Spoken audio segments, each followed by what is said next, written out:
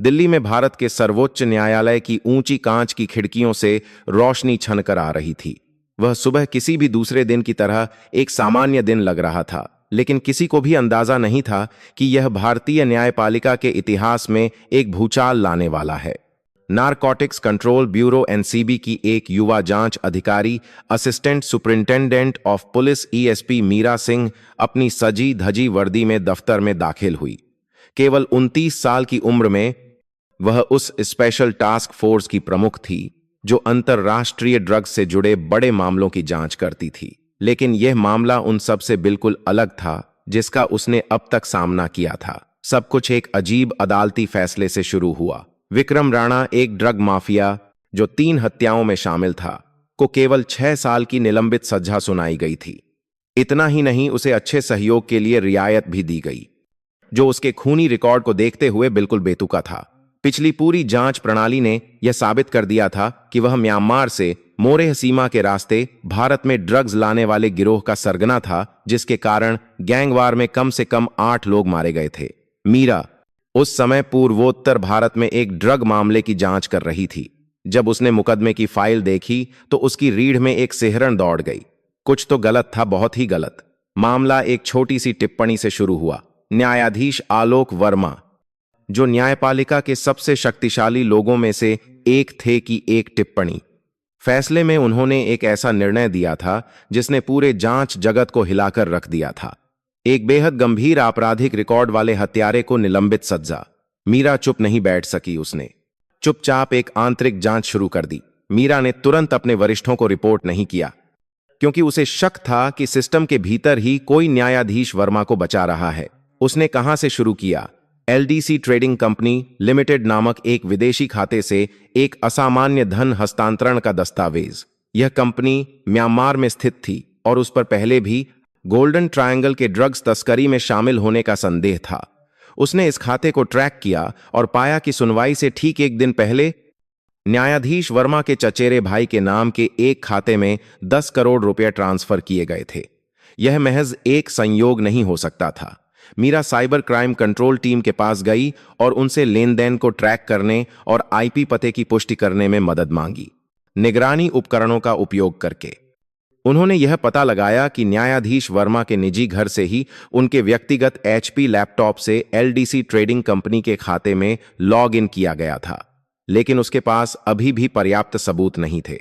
सफलता एक ऐसे गवाह से मिली जिसकी किसी ने उम्मीद नहीं की थी। जेल नंबर 3 में बंद सलीम शेख नाम का एक अपराधी।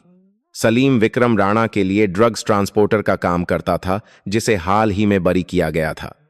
जब मीरा ने उससे पूछताछ की तो उसने एक ऐसी बात कही जिसने सबको कंपा दिया। मैडम, आपको क्या लगता है कि वह इतनी आसानी से बच गया? अगर ऊपर आसमान से भी बड़ा कोई हाथ न होता तो वह कब का सड़ रहा होता। वह आदमी जज का चोगा पहनता है, लेकिन उसके हाथों से डॉलर की बू आती है। इस बयान ने पूरी जांच टीम को स्तब्ध कर दिया। मीरा जानती थी कि वह और देर नहीं कर सकती। उसने तुरंत न्यायाधीश वर्मा की सुनवाई से पहले की मुलाकातों के कैमरा फुटेज निकालने का अनुरोध किया और फिर एक वीडियो ने सब कुछ उजागर कर दिया। 12 मई के वीडियो में होटल सम्राट के पास एक कैफे में न्यायाधीश वर्मा अकेले विक्रम राणा से मिले, बिना किसी सुरक्षा या वकील के। दोनों फुसफुसाते हुए दस्तावेजों का आदान प्रदान कर रहे थे और एक ऑडियो रिकॉर्डिंग, जिसे साउंड एम्प्लीफिकेशन टूल से साफ किया गया था, में राणा स्पष्ट रूप से कह रहा था, भाई मैंने आपका हिस्सा भेज दिया है।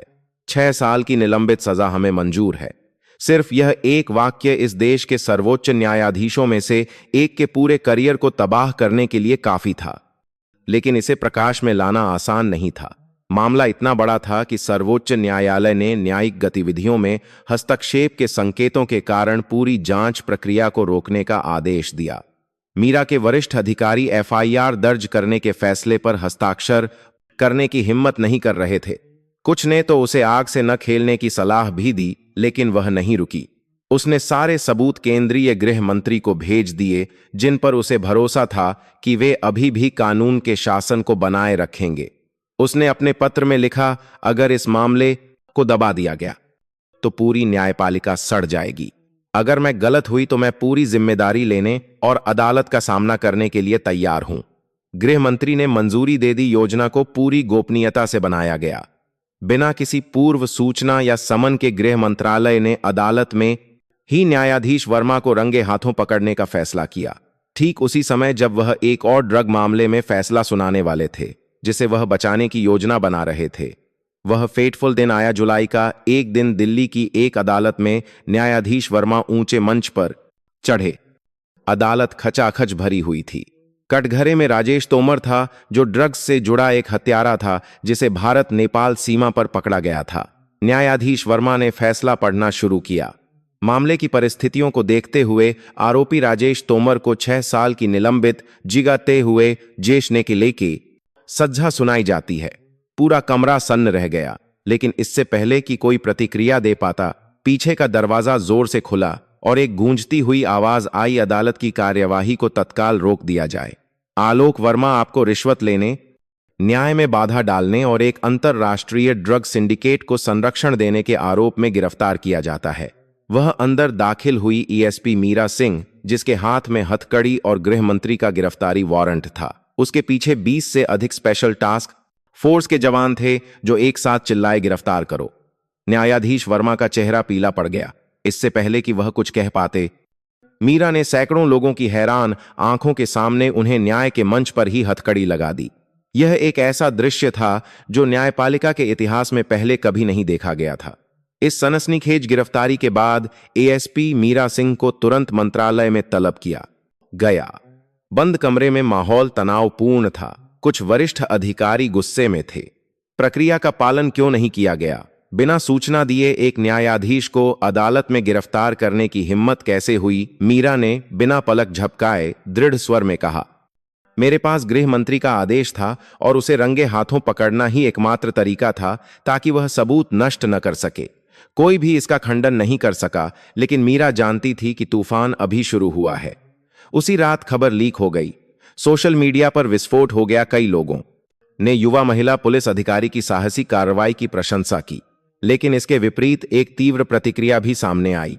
अखबारों ने एक साथ लेख छापे। क्या यह अदालत की अवमानना है?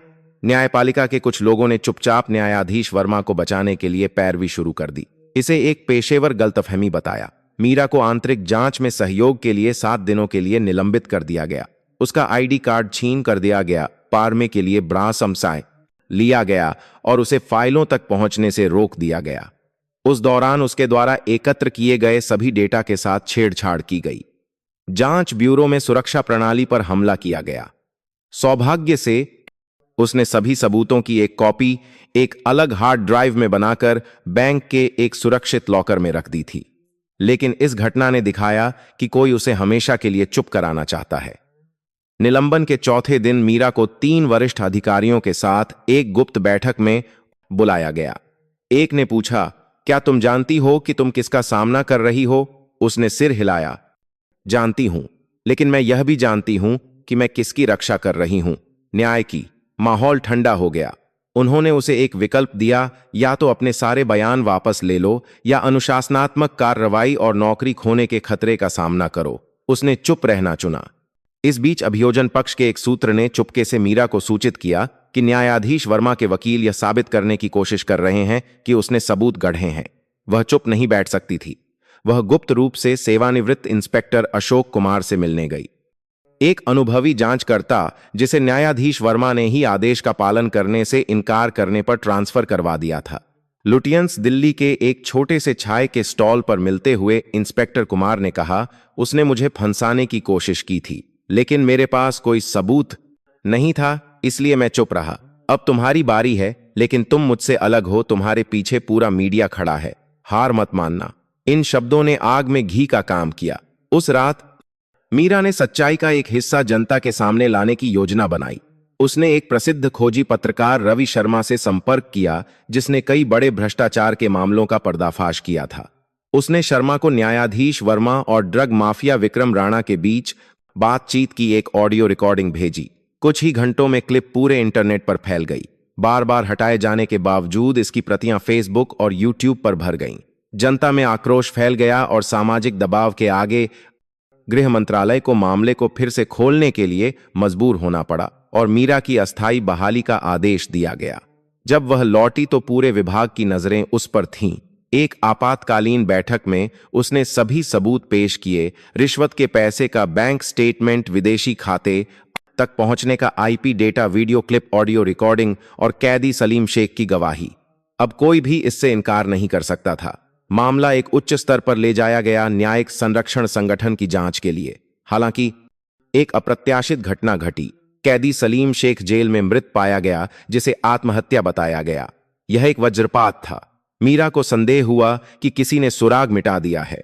उसने दोबारा पोस्टमार्टम की मांग की, लेकिन मना कर दिया गया। हार न मानते हुए उसने चुपके से एक परिचित फोरेंसिक डॉक्टर से संपर्क किया और शव की गर्दन पर लगे घावों का विश्लेषण करने का अनुरोध किया। निष्कर्ष चौंकाने वाला था। सलीम ने आत्महत्या नहीं की थी। उसका गला बाएं हाथ से घोंटा गया था और घाव और खून के थक्के रिपोर्ट में बताए गए कपड़े के फंदे से मेल नहीं खाते थे। वह सन्न रह गई दुश्मन ने अपना काम कर दिया था। लेकिन यहीं से एक अप्रत्याशित पात्र सामने आया। पूजा नाम की एक महिला अदालत क्लर्क, जो कभी न्यायाधीश वर्मा की निजी सचिव रह थी। पूजा ने मीरा को संदेश भेजा, मेरे पास एक ऑडियो रिकॉर्डिंग है, अगर मैं मर जाऊं तो इसे सार्वजनिक कर देना। मीरा ने तुरंत मिलने का समय तय किया। वे एक सुनसान कैफे में मिले। पूजा कांपते हुए एक यूएसबी ड्राइव दी। इसमें न्यायाधीश वर्मा मुझे सुनवाई के मिनटों को बदलने का निर्देश दे रहे हैं। मैंने मना कर दिया तो उन्होंने मुझे सुनवाई के मिनटों को बदलने का निर्देश दे रहे हैं। नौकरी से निकाल दिया। मीरा ने उसे तुरंत खोलने की हिम्मत नहीं की। दफ्तर पहुंचकर अपने बंद कमरे में उसने ऑडियो रिकॉर्डिंग चलाई। एक गहरी कठोर पुरुष आवाज, तुम्हें बस वही करना है जो मैं कहता हूं, नहीं तो कल मैं तुम्हारी जगह अपने आदमी को ले आऊंगा। कोर्ट क्लर्क से ऑडियो रिकॉर्डिंग वाली यूएसबी प्राप्त करने के 3 दिन बाद एएसपी मीरा सिंह पर नजर रखी जाने लगी। उसे यह तब पता चला जब उसकी कार के डैश कैम की स्थिति बदल दी गई थी और प्रप्त्राय है बदल पॉस में है ताह। रियर व्यू मिरर पर एक अजीब उपकरण लगा हुआ था। उसने किसी को नहीं बताया, बस चुपचाप अपने घर में एक छिपा हुआ कैमरा लगा दिया और एक अतिरिक्त फोन साथ रखने लगी, जिसमें स्वचालित ऑडियो रिकॉर्डिंग थी।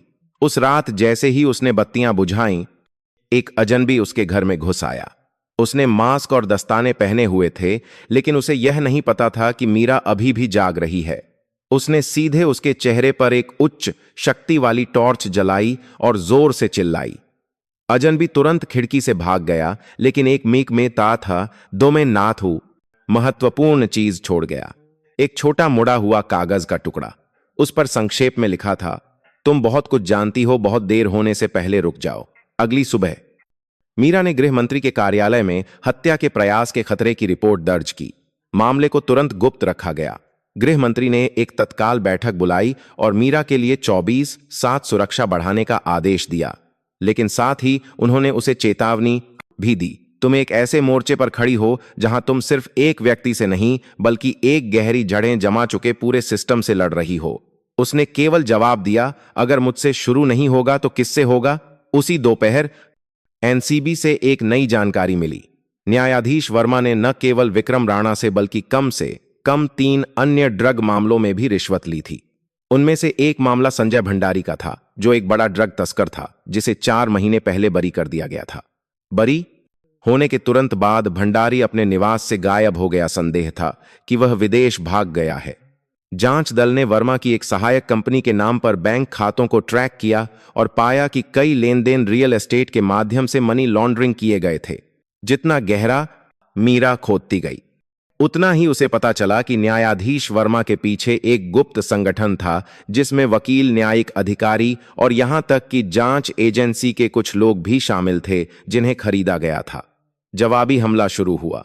18 तारीख को गृह मंत्रालय ने सीबीआई के साथ मिलकर न्यायाधीश आलोक वर्मा के खिलाफ 3 आरोपों में एफआईआर दर्ज करने का फैसला जारी किया। रिश्वत लेना, न्याय में बाधा डालना और अपराधियों को संगठित रूप से संरक्षण देना। न्यायपालिका के इतिहास में पहली बार एक सर्वोच्च स्तर के न्यायाधीश पर आपराधिक मुकदमा चलाया गया। यह खबर तुरंत पूरे देश में फैल गई। मीडिया ने एक साथ खबरें चलाईं। कई लोग जो न्यायाधीश वर्मा द्वारा गलत तरीके से निपटाए गए मामलों के शिकार थे, वे सामने आकर गवाही देने लगे। एक मां थी जिसने अपने बेटे को खो दिया था क्योंकि अपराधी को हल्की सजा दी गई थी। एक परिवार था जिसका बच्चा उस ड्रग्स के कारण मर गया था, जिसे एक माफिया ने देश में तस्करी कर लाया था और उसे छोड़ दिया गया था। जबकि जनता में आक्रोश था। पर्दे के पीछे का खेल शुरू हो गया। एक असामान्य आंतरिक बैठक आयोजित की गई। कुछ लोगों ने मीरा को अधिकारों का दुरुपयोग करने और अंगाइन की छवि को नुकसान पहुंचाने के आरोप में दूसरी बार निलंबित करने की मांग की। लेकिन इस बार मीरा अकेली नहीं थी। उसे हजारों नागरिकों से समर्थन पत्र मिले, जिनमें सेवानिवृत्त अधिकारी, ईमानदार वकील और यहां तक कि कुछ विवेकशील अदालत के अधिकारी भी शामिल थे। जेल में मानसिक लड़ाई जारी रही। जब न्यायाधीश वर्मा को एक अलग सेल में रखा गया तो उन्होंने पूरी तरह से चुप रहने की रणनीति अपनाई। जांच में कोई सहयोग नहीं किया। लेकिन मीरा के पास एक और तरीका था। उसने चुपके से वर्मा और उन लोगों में से एक के बीच आमना सामना की व्यवस्था की जिसने रिश्वत दी थी। अनिल गुप्ता नाम का एक लेकमे लाले व्यवसायी, जो एक अन्य मामले में मुकदमे का इंतजार कर रहा था और सजा में कमी के बदले गवाही देना चाहता था। यह मुलाकात एक बंद कमरे में हुई जिसमें ऑडियो रिकॉर्डिंग थी, लेकिन कोई कैमरा नहीं था। व्यवसायी गुप्ता ने सीधे वर्मा की आंखों में देखा। आपको क्या लगता है कि आप मुझे हमेशा बचा सकते हैं? जो 15 करोड़ मैंने आपको दिए थे, उसकी नकद रसीदें और फोन में संदेश अभी भी मेरे पास हैं। क्या आप चाहते हैं कि मैं उन्हें आपकी पत्नी को भेज दूं? वर्मा के हाथ कांपने लगे। पहली बार वह कुछ नहीं बोल सका। उस रात एक और अप्रत्याशित घटना घटी। मीरा के निजी घर पर पत्थर फेंके गए, खिड़कियों के शीशे टूट गए। गेट पर लाल पेंट से लिखा था, खून थूकने वाले खून से ही मरेंगे। घटना की रिपोर्ट दर्ज की गई, लेकिन मीरा पीछे नहीं हटी। उसने अपनी सुरक्षा के लिए अस्थायी रूप से एक सुरक्षित सरकारी आवास में रहना शुरू कर दिया और जांच पूरी करने में लगी रही। उसने कसम खाई कि वह पूरे गिरोह को सलाखों के पीछे पहुंचाएगी। तीसरे भाग के अंत में न्यायाधीश को हथकड़ी पहनाने के 1 महीने से अधिक समय के बाद प्रारंभिक जांच रिपोर्ट पूरी हो गई। यह 600 से अधिक पृष्ठों की थी। इसमें वित्तीय सबूत, गवाहों के बयान, वीडियो क्लिप और ऑडियो रिकॉर्डिंग पर्याप्त मात्रा में थे। बस एक कदम और यह मामला सीधे एक विशेष राष्ट्रीय अदालत में जाएगा। सुबह सुबह दिल्ली हल्की धुंध में डूबी हुई थी, लेकिन विशेष अदालत में आसमान में रोशनी होने से पहले ही बत्तियां जल रही थीं। आज एक ऐसी सुनवाई होने वाली थी जो पहले कभी नहीं हुई थी। न्यायाधीश आलोक वर्मा, जो कभी न्यायपालिका में सर्वोच्च शक्ति रखते थे, आज एक आरोपी के रूप में अदालत में पेश होने वाले थे। सुरक्षा बल भारी संख्या में तैनात थे। ट्रैफिक पुलिस ने सड़क के दोनों सिरों को बंद कर दिया था और रैपिड एक्शन फोर्स अदालत के बगल में तैनात थी। सोशल मीडिया पर लाखों लोग सीधे प्रसारण के माध्यम से सुनवाई के हर पल को देख रहे थे। मीरा बहुत जल्दी पहुंच गई थी। वह जांच कक्ष में एक शीशे के पीछे बैठी हर घटना पर कड़ी नजर रखे हुए थी। उसके बाल गौन गैंग बंधे हुए थे। चेहरा शांत था, लेकिन आंखों में एक चमक थी। यह वह क्षण था जिसका वह 2 महीने से इंतजार कर रही थी। एक पूरे सिस्टम के खिलाफ लड़ते हुए, अनगिनत धमकियों और नुकसान का सामना करते हुए वर्मा को एक अलग रास्ते से लाया गया। उसके दोनों हाथ पेट के सामने हथकड़ी से बंधे थे, सफेद शर्ट, ग्रे पैंट, लेकिन उसका शरीर दुबला हो गया था। आंखें धंस गई थीं। वह शाही अंदाज अब केवल एक परछाई बनकर रह गया था। उसने सिर नहीं उठाया, किसी को नहीं देखा। सामने 3 वरिष्ठ न्यायाधीशों की एक पीठ बैठी थी। उनके हाथों में मोटी फाइलें थीं, ऐसे सबूत जिन्हें नकारा नहीं जा सकता था। पहले ही मिनट से कमरे में माहौल भारी था। वर्मा के बचाव पक्ष के वकील ने अदालत से अनुरोध किया कि उसके और ड्रग माफिया के बीच की ऑडियो रिकॉर्डिंग को सार्वजनिक न किया जाए, लेकिन अनुरोध खारिज कर दिया गया। पीठासीन न्यायाधीश ने स्पष्ट किया कि यह एक असाधारण रूप से गंभीर मामला है और सभी सबूतों को सार्वजनिक रूप से प्रस्तुत किया जाएगा ताकि जनता निगरानी कर सके। सबूतों की एक श्रृंखला एक के बाद एक प्रस्तुत की गई। संदिग्ध वित्तीय लेन देन, वर्मा और अपराधियों के बीच मुलाकातों के वीडियो क्लिप, दोषारोपक ऑडियो रिकॉर्डिंग और रिश्वत देने वालों के बयान। पूरे कोर्टरूम में सन्नाटा छा गया। वर्मा के कुछ पूर्व अधीनस्थ जो बाहर बैठे थे रो पड़े। दोपहर के करीब एक अप्रत्याशित गवाह को बुलाया गया। एक आदमी सादे कपड़ों में लंगड़ाते हुए चल रहा था, क्योंकि उसे एक मामले में पैर में गोली लगी थी। वह एक पूर्व पुलिस अधिकारी था जिसे वर्मा ने गलत काम को छिपाने से इनकार करने के बाद नौकरी छोड़ने के लिए मजबूर किया था। उस आदमी ने अदालत के सामने खड़े होकर आरोपी की ओर इशारा किया। मैं कभी मानता था कि न्याय सर्वोच्च है, एक ऐसी जगह जिसे कोई छू नहीं सकता, लेकिन उस व्यक्ति ने, उसी ने कानून को रौंद डाला।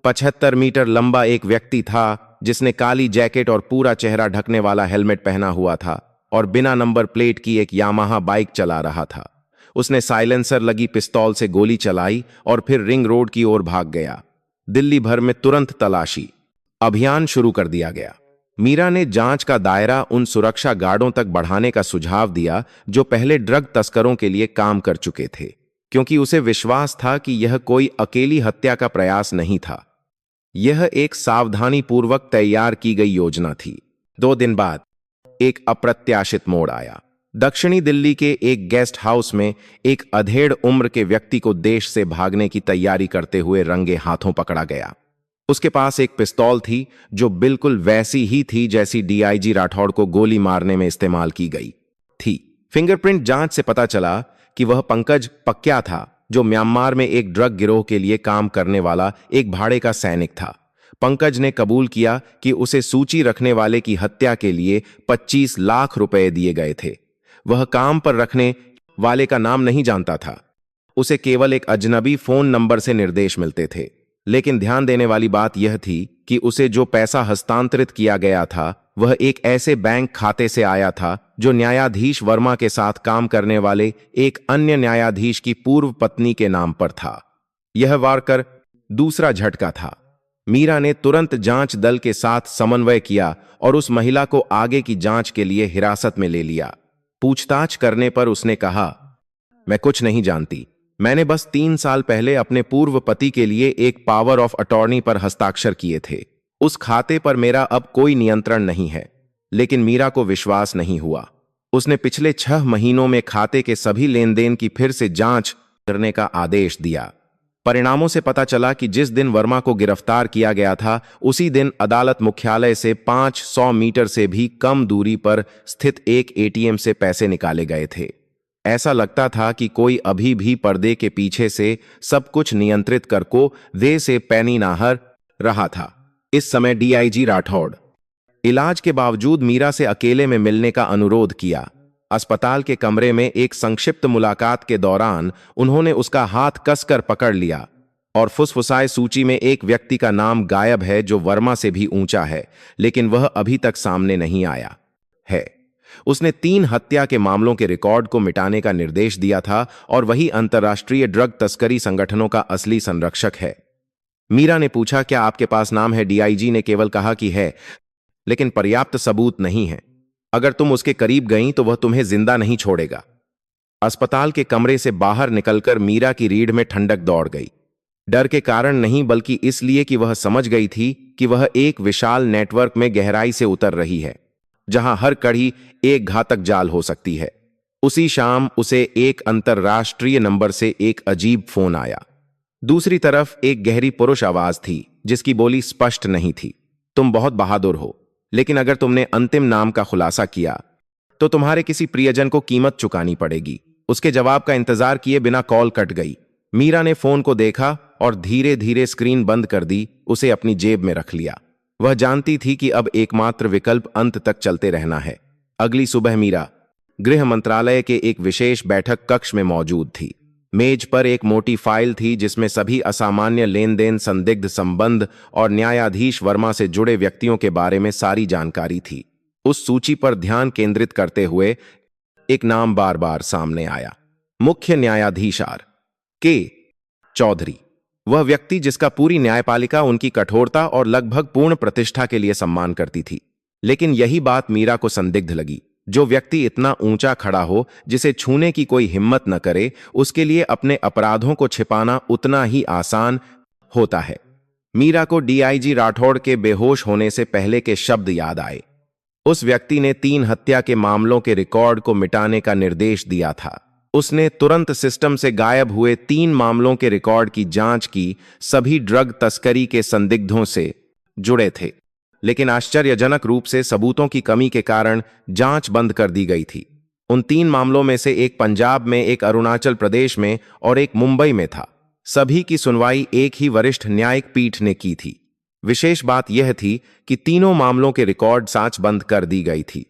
सर्वोच्च अभिलेखागार में रखे गए थे, जहां केवल 3 लोगों को पहुंचने की अनुमति थी। अभिलेखागार प्रमुख न्यायाधीश वर्मा, और मुख्य न्यायाधीश R.K.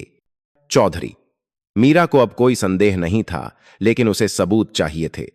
उसने प्रौद्योगिकी मूल्यांकन टीम से तीसरे मामले में हार्ड ड्राइव से डेटा पुनर्प्राप्त करने का अनुरोध किया, जहां एक ऑडियो रिकॉर्डिंग को फाइल से हटा दिया गया था।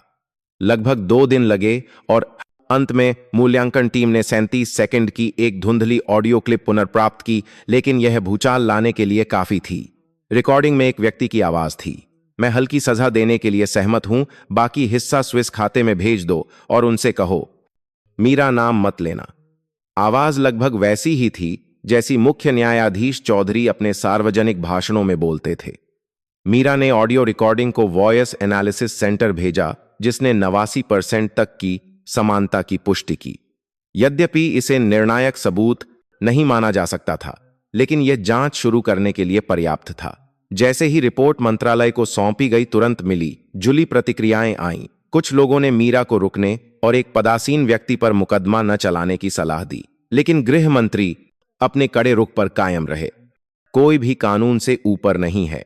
एक स्वतंत्र जांच दल का गठन किया गया। मीरा अब अकेले नहीं थी। अब उसके साथ 2 वरिष्ठ अधिकारी थे जो समान विचारधारा वाले थे, कर्नल प्रकाश और एसपी तिवारी, जो पहले बड़े भ्रष्टाचार के मामलों को संभाल चुके थे। जब जांच दल मुख्य न्यायाधीश चौधरी से पूछताछ की योजना बना रहा था, एक और घटना ने सभी को हिला दिया। अदालत के अभिलेखागार का एक कर्मचारी जांच दल के साथ एक बैठक के लिए जाते समय एक सड़क दुर्घटना में मौके पर ही मर गया। ट्रैफिक कैमरों से पता चला कि उसकी कार को एक ट्रक ने डिवाइडर में धकेल दिया था। ड्राइवर भाग गया और घटनास्थल को असामान्य रूप से जल्दी साफ कर दिया गया। उसी शाम मीरा को एक गुमनाम संदेश मिला, चौधरी से दूर रहो, अगली बारी तुम्हारी है। वह चुप रही, लेकिन पहली बार वह घर नहीं गई और 24/7 सुरक्षा वाले एक कमरे में मंत्रालय के मुख्यालय में ही सोई। अगली सुबह उसने और जांच दल ने मुख्य न्यायाधीश R.K. चौधरी को समन करने की योजना बनाई। एक तत्काल समन पर हस्ताक्षर किए गए, लेकिन इसे लागू करने से पहले ही श्री चौधरी ने खुद जांच दल से मिलने का अनुरोध किया। बैठक एक निजी कमरे में हुई। श्री चौधरी ग्रे सूट में आए, चेहरा शांत, बाल गौण, गैंग कटे हुए। वह अंदर आए, कुछ नहीं कहा और मेज पर एक USB और एक लिफाफा रख दिया। एएसपी मीरा सिंह, मैं जानता हूं कि आप एक जिम्मेदार व्यक्ति हैं, लेकिन इससे पहले कि आप किसी को प्रकाश में लाएं, इसमें जो है उसे सुने। वह खड़ा हो गया, जवाब का इंतजार किए बिना बस एक वाक्य कहा, तुम्हें न्याय और निर्दोष लोगों के जीवन के बीच चयन करना होगा। USB को तुरंत वहीं खोला गया। पूरे जांच दल की उपस्थिति में उसमें एक वीडियो क्लिप थी जो एक बंद कमरे में शूट की गई थी, जहां न्यायपालिका और कानून प्रवर्तन के कुछ वरिष्ठ नेता व्यवस्था और स्थिरता को बाधित करने के जोखिम वाले कर्मियों से निपटने पर चर्चा कर रहे थे। क्लिप में श्री चौधरी थे, लेकिन कुछ ऐसे लोग भी थे जो अभी भी नेतृत्व के पदों पर थे। कोई कुछ नहीं बोल सका। लिफाफा बाद में खोला गया। उसमें श्री चौधरी ने हाथ से लिखा था, मैंने कई बार पीछे हटने की कोशिश की, लेकिन कुछ परछाइयां कानून की शक्ति से भी बड़ी हैं। अगर मैं गिरता हूं तो दर्जनों अन्य लोग भी मेरे साथ नीचे जाएंगे। मैं सहयोग करने के लिए तैयार हूं, अगर आप मेरे परिवार की रक्षा करने के लिए सहमत हों। मीरा ने पत्र पकड़ा, उसकी आंखें नहीं झपकीं। वह जानती थी कि उसका अगला चुनाव न केवल एक व्यक्ति के भाग्य का, बल्कि भारत की न्यायपालिका के भविष्य का भी निर्धारण करेगा। मुख्य न्यायाधीश R.K. चौधरी का हस्तलिखित पत्र पढ़ने के बाद मीरा बैठक कक्ष में स्थिर बैठी रही। टेढ़े मेढ़े अक्षर जीवन और मृत्यु के बीच एक स्वीकारोक्ति की तरह लग रहे थे। एक ओर श्री चौधरी अपराध संरक्षण प्रणाली के पीछे के लोगों, उन नामों के बारे में शीर्ष गुप्त जानकारी प्रदान करने के लिए तैयार थे जिनका उल्लेख करने की किसी ने हिम्मत नहीं की थी। दूसरी ओर उन्होंने एक ही शर्त रखी, उनके परिवार के लिए पूर्ण सुरक्षा। मीरा इस समझौते के खतरे को अच्छी तरह समझती थी। यदि वह स्वीकार करती तो वह प्रतिशोध का केंद्र बन जाती, कानून के भीतर ही मौजूद एक गुप्त संगठन का जीवित लक्ष्य। लेकिन अगर वह मना कर देती तो सच्चाई हमेशा के लिए दफन हो जाती। उसने फैसला किया। मैं सहमत हूं, मीरा ने दृढ़ स्वर में कहा, लेकिन मैं तुरंत आपकी पत्नी और बेटे से मिलना चाहती हूं। उन्हें मंत्रालय द्वारा प्रबंधित एक गुप्त सुरक्षित स्थान पर स्थानांतरित कर दिया जाएगा। मुख्य न्यायाधीश चौधरी ने सिर हिलाया। उन्होंने और कुछ नहीं कहा, बस अपनी जेब से एक सूची निकाली, टाइप नहीं की गई, बल्कि काली स्याही से हाथ से लिखी हुई। उस पर 12 नाम थे। सभी वरिष्ठ नेता थे जो जांच एजेंसियों, अभियोजन अदालतों और बैंकिंग उद्योग में पदों पर रह चुके थे। उनमें से कई नाम कभी ईमानदारी के प्रतीक थे। मीरा ने सूची को देखा, उसके हाथ इतने कस गए कि सफेद पड़ गए। उसने कम से कम 3 लोगों को पहचाना जिन्होंने सीधे तौर पर उसकी नियुक्ति या पदोन्नति के फैसलों पर हस्ताक्षर किए थे। तुरंत उसने श्री चौधरी के परिवार को साक्षी संरक्षण कार्यक्रम के नियमों के अनुसार सुरक्षित करने का आदेश दिया। एक स्पेशल टास्क फोर्स टीम को उनके मुंबई के विला से उनकी पत्नी और बेटे को लेने और उन्हें मध्य भारत के एक सुरक्षित ठिकाने पर ले जाने के लिए भेजा गया। श्री चौधरी के लिए उन्हें अस्थायी रूप से मंत्रालय के एक अलग कमरे में रखा गया, पूर्ण निगरानी में, और साथ ही विशेष गवाह के रूप में गुप्त रूप से जांच में सहयोग कर रहे थे। फाइल दिन ब दिन मोटी होती गई। नेटवर्क में हर कड़ी धीरे धीरे उजागर हो रही थी। एक बैंकिंग उद्योग के नेता ने स्विस खातों में सैकड़ों करोड़ रुपए के हस्तांतरण को मंजूरी दी थी। एक उप अभियोजक ने सीमा पार हेरोइन तस्करी गिरोहों से जुड़े मामलों को नजरअंदाज करने का अनुरोध किया था। एक उप मंत्री ने हल्की सज्जा के बदले पैसे के लिए आरोपियों से निजी तौर पर मुलाकात की थी। सच्चाई किसी भी अनुमान से कहीं अधिक क्रूर थी। जब जांच दल दिन रात काम कर रहा था, मीरा को भी पूर्ण निगरानी में रखा गया था। उसे घर में निगरानी में, निजी तौर पर पूर्ण निगरानी में रखा गया था। जाने व्यक्तिगत फोन का उपयोग करने की अनुमति नहीं थी। सभी संचार एन्क्रिप्टेड चैनलों के माध्यम से होने थे। लेकिन कुछ ही समय बाद छिपे हुए दुश्मन को श्री चौधरी के विश्वासघात की भनक लग गई। तीसरे दिन की रात, जब श्री चौधरी के परिवार की सुरक्षा करने वाली टीम को ले जा रही गाड़ी एक राष्ट्रीय राजमार्ग पर थी, एक बिना नंबर प्लेट का कंटेनर ट्रक विपरीत दिशा से आया और सीधे उसमें जा टकराया। टक्कर से 3 पुलिसकर्मियों की मौके पर ही मौत हो गई। सौभाग्य से श्री चौधरी की पत्नी और बेटा पिछली सीट पर बैठे थे और एयरबैग और बुलेट प्रूफ फ्रेम के कारण केवल मामूली रूप से घायल हुए। उन्हें तुरंत एक अलग स्थान पर स्थानांतरित कर दिया गया। बाहरी दुनिया से कोई संपर्क नहीं। यह घटना एक नागरिक की कार के डैश कैम में दर्ज हो गई, लेकिन कंटेनर ट्रक का ड्राइवर भाग गया। एक बार फिर हत्या की रणनीति सामने आई। इस बार सीधे मुख्य गवाह के रिश्तेदारों को निशाना बनाया गया। एक राष्ट्रव्यापी तलाशी वारंट जारी किया गया। खुफिया ब्यूरो ने जांच शुरू की, लेकिन मीरा समझ गई कि पीछे का अपराधी केवल एक व्यक्ति नहीं था, बल्कि एक पूरी प्रणाली थी जिसके हाथ बैंकिंग सुरक्षा से लेकर मीडिया और कानून तक हर कोने में फैले हुए थे। अगले दिन मंत्रालय के सर्वर पर एक गुमनाम ईमेल आया जिसमें लिखा था, अगर और खुदाई की तो और लोग मरेंगे, तुम भी। जांच दल के अलावा कोई भी श्री चौधरी के साथ हुए समझौते के बारे में नहीं जानता था, लेकिन किसी तरह कोई जानता था, जिसका मतलब था कि आंतरिक विभाग में घुसपैठ हो चुकी थी। मीरा ने तुरंत फाइल को कई हिस्सों में विभाजित करने, उन्हें एनक्रिप्ट करने और 3 अलग अलग प्रांतों में स्थित 3 अलग अलग प्रणालियों में वितरित करने का सुझाव दिया। 3 लॉक कुंजी विधि का उपयोग करके हर हिस्से में किसी भी अप्रत्याशित जोखिम की स्थिति में स्वचालित रूप से खुलने का समय निर्धारित था। यह अब एक जांच नहीं थी, बल्कि समय के खिलाफ एक जानलेवा दौड़ थी। उस शाम गृह मंत्री ने मीरा को अपने निजी कार्यालय में बुलाया। तुम रुक सकती हो, हमारे पास कुछ लोगों पर मुकदमा चलाने के लिए पर्याप्त सबूत हैं, लेकिन अगर तुम जारी रखती तो तुम्हारे पास पीछे हटने का कोई रास्ता नहीं होगा। उसने उन्हें कुछ देर देखा और फिर धीरे धीरे जवाब दिया, मैंने यह रास्ता बीच में रुकने के लिए नहीं चुना। गृह मंत्री ने और कुछ नहीं कहा। वह बस उठे और फाइल कैबिनेट की ओर गए, एक मोटा लिफाफा निकाला और उसे उसके सामने रख दिया। यह 2013 की पूरी फाइल की एक प्रति है, वह मामला जिसे सिस्टम से हटा दिया गया था। इसमें वह नाम है जिसे तुम ढूंढ रही हो। उसने उसे खोला। उसकी आंखें विन डक ट्रॉन्ग केंद्रीय कानून मार्गदर्शन समिति के प्रमुख पूर्व उप गृह मंत्री शब्दों पर स्थिर हो गईं। वह समझ गई कि असली लड़ाई अब शुरू हुई है। फाइल पर मोटे अक्षरों में छपा अविनाश चतुर्वेदी का नाम ठंडक का एहसास दे रहा था। पुलिस विभाग में कोई भी श्री चतुर्वेदी से अपरिचित नहीं था। उन्होंने उप गृह मंत्री के रूप में सैकड़ों बड़े अभियानों का निर्देशन किया था और सेवानिवृत्ति के बाद उन्होंने केंद्रीय कानून मार्गदर्शन समिति के प्रमुख की भूमिका संभाली। इस पद पर अब कार्यकारी शक्ति नहीं थी, लेकिन इसका प्रभाव अभी भी गहरा था, विशेष रूप से न्यायपालिका और जांच बलों में। जनता की नजर में श्री चतुर्वेदी ईमानदारी के प्रतीक थे, लेकिन जो कुछ मीरा के हाथ में था वह एक अलग तस्वीर पेश करता था। कई बरी करने के फैसलों के पीछे का आदमी, जिसने 3 जांचकर्ताओं को नौकरी छोड़ने के लिए मजबूर किया था, जिसने 3 ड्रग तस्करी के मामलों को सुनवाई में जाने से रोका था, और सबसे महत्वपूर्ण बात, वह व्यक्ति जो महत्वपूर्ण मामलों पर फैसला सुनाने से पहले न्यायाधीश आलोक वर्मा से 3 बार व्यक्तिगत रूप से मिला था। अगर वर्मा शतरंज की बिसात पर एक महत्वपूर्ण मोहरा था, तो चतुर्वेदी वह खिलाड़ी था जो उस खेल को खेल रहा था।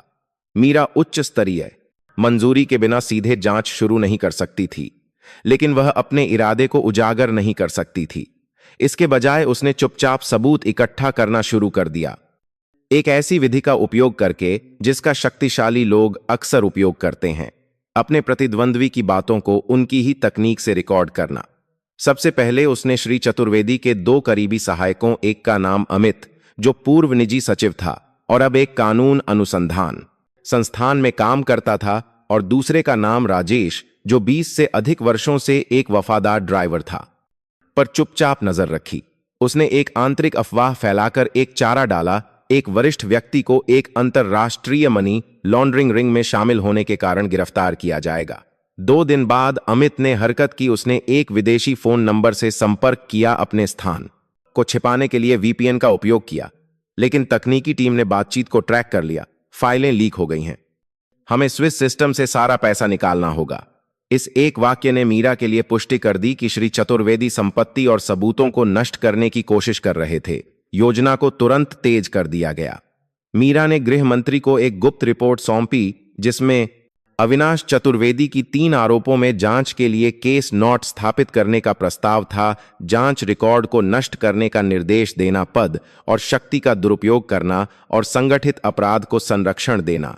यह एक साहसी कदम था, गैंग में अभूतपूर्व, क्योंकि श्री चतुर्वेदी पर कभी अनुशासनात्मक कार्रवाई नहीं हुई थी। उन्हें अभी भी सिस्टम का आदमी माना जाता था। गृह मंत्री रिपोर्ट पढ़ने के बाद काफी देर तक चुप रहे, फिर उन्होंने अपनी कलम निकाली और प्रस्तुति के कोने पर हस्ताक्षर कर दिए। लाल मुहर लग गई। कार्यदल का गठन गुप्त रूप से किया गया, जिसमें केवल 6 लोग थे। श्री चतुर्वेदी का नाम किसी भी सार्वजनिक प्रणाली में दर्ज नहीं किया गया था। निगरानी और सबूत इकट्ठा करने के हर कदम को अज्ञात पहचान वाले अपराध स्रोत की जांच के रूप में किया गया था। 3 सप्ताह तक उन्होंने चुपचाप दर्जनों गवाहों के बयान लिए, उन जांचकर्ताओं से जिन्हें गांव छोड़ने के लिए मजबूर किया गया था, उन पीड़ितों से जिन्हें गलत तरीके से सजा दी गई थी, और उन व्यापारियों से जिन्होंने श्री चतुर्वेदी द्वारा निर्दिष्ट खातों में पैसा हस्तांतरित किया था। एक दिन एक तटीय शहर के एक गेस्ट हाउस में एक विशेष गवाह सामने आया। श्रीमती सुनीता देसाई, एक पूर्व वरिष्ठ बैंक कर्मचारी, जिन्होंने 2017 में 500 करोड़ रुपए से अधिक के नकद लेन देन को सीधे संभाला था। उन्होंने पुष्टि की, मुझे एक अत्यधिक तले के मात असामान्य धन हस्तांतरण पर संदेह करने के बाद नौकरी छोड़ने के लिए मजबूर किया गया था। लेकिन जब मैंने रिपोर्ट की तो मेरे वरिष्ठ ने कहा, उसे छूना आत्महत्या है। यह बयान मीरा के दिल में एक छुरा की तरह लगा, लेकिन साथ ही यह एक मजबूत सबूत भी था। दर्जनों दस्तावेजों, ऑडियो रिकॉर्डिंग, बयानों, धन के प्रवाह और कॉल लॉग के साथ जांच दल ने निष्कर्ष निकाला कि अविनाश चतुर्वेदी पर मुकदमा चलाने के लिए पर्याप्त तत्व थे। हालांकि एक समस्या उत्पन्न हुई। श्री चतुर्वेदी एक वरिष्ठ व्यक्ति थे। उन पर मुकदमा चलाने के लिए केंद्रीय सतर्कता आयोग और संसदीय न्याय समिति से राय लेना आवश्यक था। मंजूरी का इंतजार करते समय एक और बुरी खबर आई। सुबह 2:00 बजे सर्वोच्च अभियोजन कार्यालय के अभिलेखागार में आग लग गई, कारण अज्ञात। सभी सुरक्षा कैमरे अक्षम कर दिए गए थे और आग उस क्षेत्र में भड़की थी जहां उन 3 मामलों की मूल फाइलें रखी गई थीं, जिन्हें श्री चतुर्वेदी ने बंद करने का निर्देश दिया था। आग से कोई हताहत नहीं हुआ, लेकिन दस्तावेजों का नुकसान अत्यंत गंभीर था। उस सुबह अखबारों ने एक साथ खबर छापी, शॉर्ट सर्किट के कारण तकनीकी खराबी। मीरा तुरंत जान गई कि यह एक जानबूझकर किया गया सबूत मिटाने का काम था। उसी रात उसने बची हुई फाइलों को हिमालय के एक सैन्य क्षेत्र के एक बंकर में स्थानांतरित करने का आदेश दिया, जो 3 स्तरीय सुरक्षा के साथ पूरी तरह से सुरक्षित था। अगली सुबह जैसे ही वह मुख्यालय से निकली, एक भारी बाइक अचानक फुटपाथ पर चढ़ गई। वह उस स्थान से टकराई जहां से वह कुछ सेकंड पहले गुजरी थी। सवार ने पूरा चेहरा ढकने वाला हेलमेट पहना हुआ था और भाग गया। एक सुरक्षा पुलिसकर्मी गंभीर रूप से घायल हो गया। मीरा सुरक्षित थी, लेकिन संदेश बहुत स्पष्ट था। छिपा हुआ दुश्मन जान गया था कि उसे जल्द ही प्रकाश में लाया जाएगा। जाल बिछ चुका था, बस नीचे आने का इंतजार था। सोमवार, राष्ट्रीय सम्मेलन, केंद्र दिल्ली।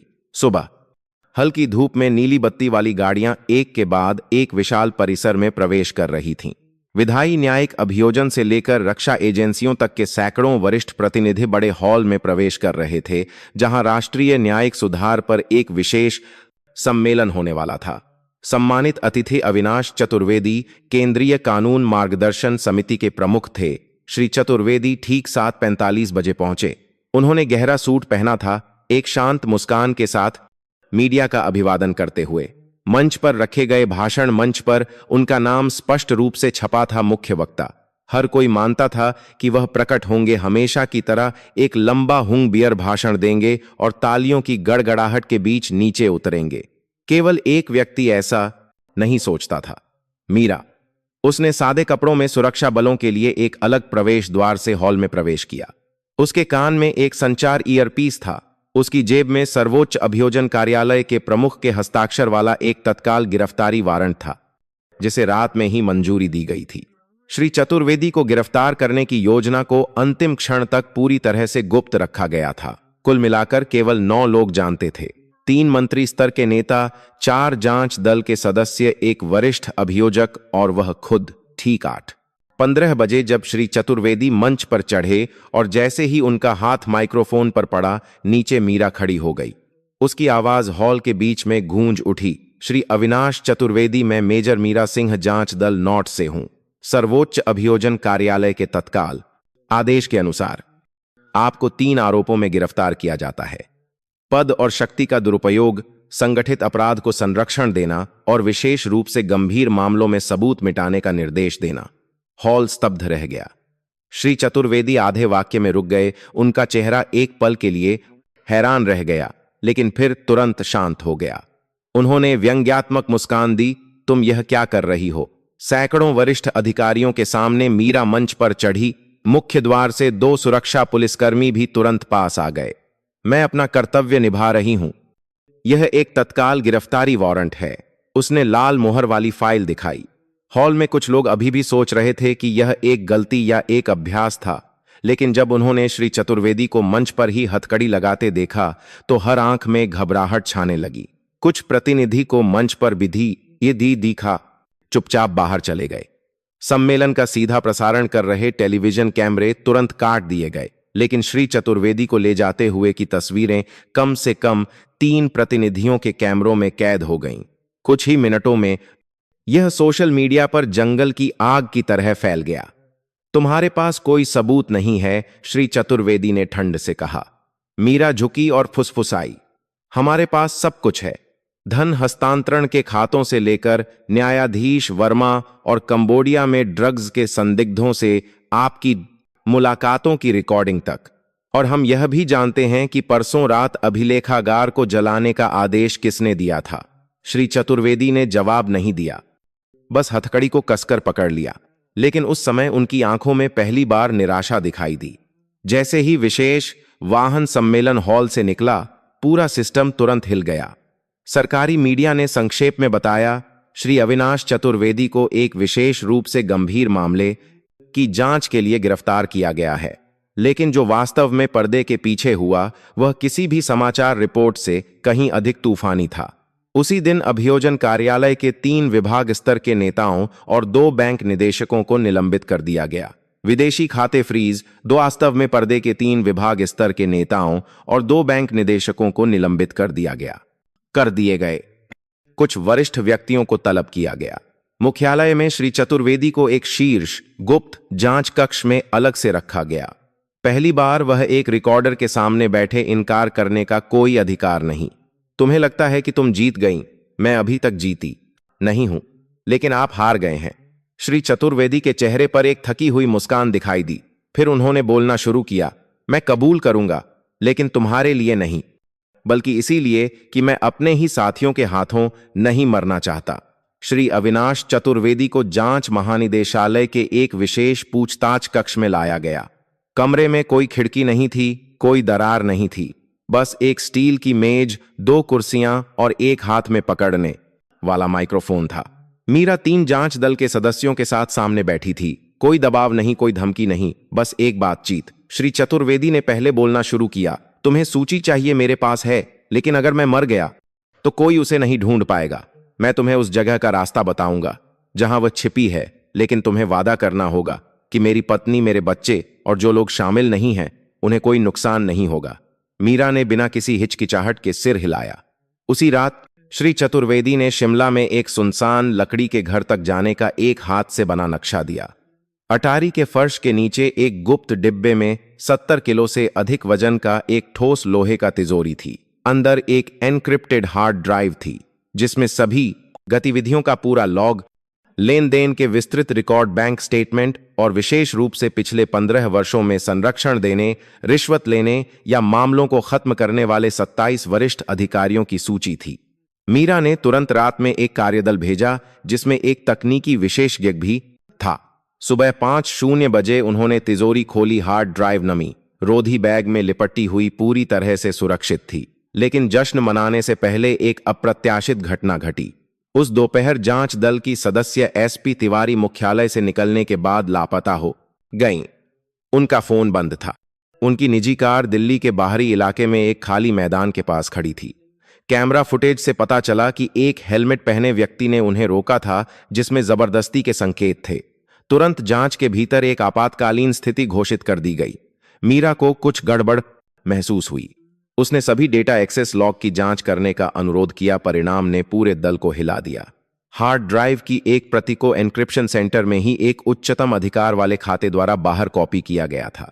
यह खाता खुद आईजी अजय बख्शी का था, जो गृह मंत्रालय की सुरक्षा के प्रभारी थे और पूरे केस नोट की निगरानी भी कर रहे थे।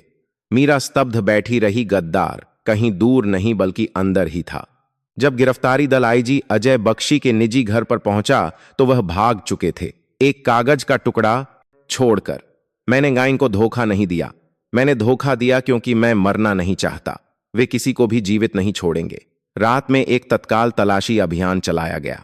सभी निकास मार्गों को अवरुद्ध करने के लिए हेलीकॉप्टर तैनात किए गए। 4 घंटे के बाद श्री अजय बख्शी को तब पकड़ा गया जब वह नेपाल सीमा पार करने की कोशिश कर रहे थे। उनके लैपटॉप में 27 लोगों की पूरी सूची की एक प्रति और एक संदेश था। इसे हांगकांग ले जाओ, $10 मिलियन इंतजार कर रहे हैं। आईजी अजय बख्शी को दिल्ली वापस लाया गया। पूछताछ के दौरान उन्होंने बस एक ही वाक्य दोहराया, तुम लोगों को लगता है कि न्याय जीत गया है।